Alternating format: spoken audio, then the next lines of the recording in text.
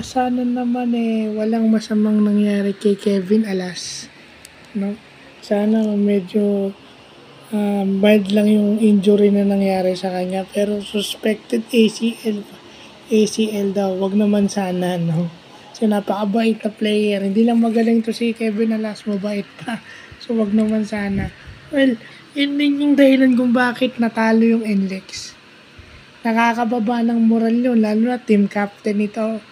Leader ito si Kevin Alas. So kung makita mo yung leader mong medyo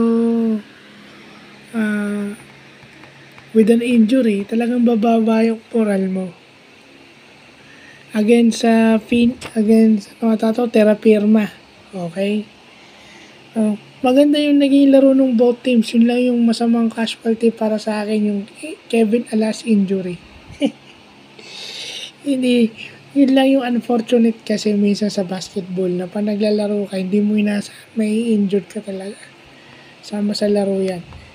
Pero at etong Terra Firma pumapalag na ngayon. No, meron na silang bawi every time na sila ay nalalamangan.